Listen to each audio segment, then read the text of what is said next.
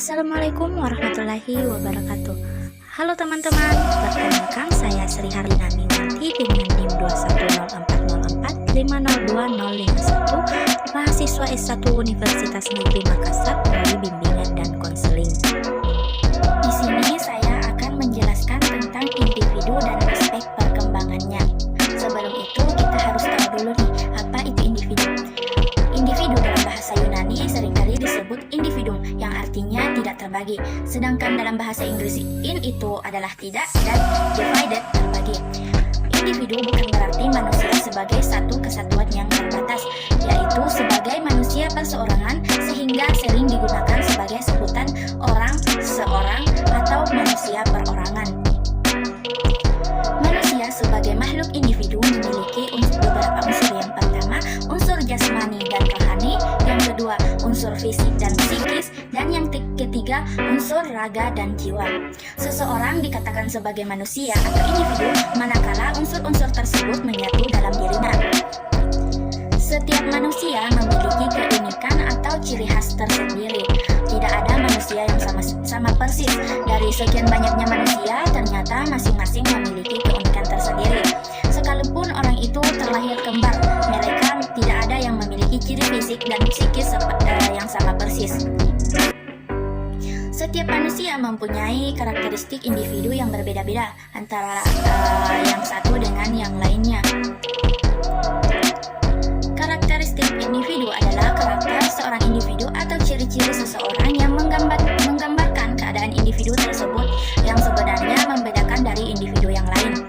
Karakteristik individu mencakup sifat-sifat berupa kemampuan dan keterampilan, latar belakang keluarga, sosial, dan pengalaman, umur, bangsa, jenis kelamin, dan yang mencerminkan sifat demografis tertentu, serta karakteristik psikologis yang terdiri dari persepsi, sikap, kepribadian, belajar, dan motivasi. Lalu selanjutnya ada beberapa aspek-aspek perkembangan individu. Yang pertama, perkembangan fisik. Landon Thompson pada tahun 1956 mengemukakan bahwa perkembangan fisik individu meliputi 4 aspek, yaitu pertama, sistem syaraf yang sangat mempengaruhi perkembangan kecerdasan dan emosi. Lalu yang kedua, otot-otot yang mempengaruhi perkembangan kekuatan dan kemampuan motorik. Dan yang ketiga, kelenjar endokrin yang menyebabkan munculnya pola-pola tingkah laku baru seperti pada usia remaja, berkembangnya perasaan senang atau aktif dalam suatu kegiatan yang sebagian anggotanya terdiri atas lawan jenis. Lalu yang terakhir yaitu yang keempat, yaitu struktur fisik atau tubuh yang meliputi tinggi, berat, dan proporsi tubuh. Aspek perkembangan yang kedua yaitu perkembangan perilaku psikomotorik. Ware mengatakan bahwa ada dua macam perilaku psikomotorik utama yang bersifat universal yang harus dikuasai oleh setiap individu. Pada masa bayi atau awal masa kanak-kanak ialah berjalan dan memegang benda. Karakteristik perkembangan psikomotorik ditandai dengan berkembangnya rasa ingin tahu, terutama yang berkaitan dengan seks, ilmu pengetahuan, nilai-nilai moral, dan keyakinan beragama.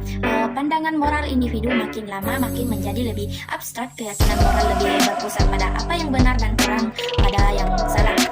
Keadilan muncul sebagai kekuatan moral yang dominan, penilaian moral menjadi semakin kognitif, dan penilaian moral menjadi kurang egoistik.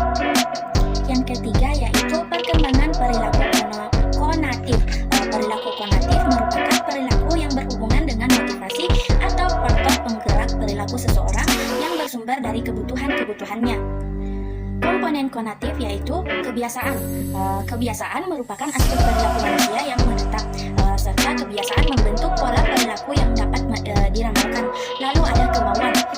Hasil keinginan untuk mencapai tujuan tertentu yaitu kemauan. Berdasarkan pengetahuan tentang cara-cara untuk mencapai tujuan, dipengaruhi kecerdasan dan energi untuk mencapai tujuan, pengeluaran energi yang sebenarnya dengan suatu cara yang tepat untuk mencapai tujuan. Lalu aspek perkembangan yang terakhir yaitu perkembangan kepribadian. Meskipun kepribadian seseorang itu relatif konstan, namun dalam kenyataannya sering ditemukan bahwa perubahan kepribadian dapat dan mungkin terjadi, terutama dipengaruhi oleh faktor lingkungan daripada faktor fisik. Nah, pada masa bayi atau infaksi ditandai dengan adanya kecenderungan trust mistrust. Perilaku bayi didasari oleh dorongan mempercayai atau tidak mempercayai orang-orang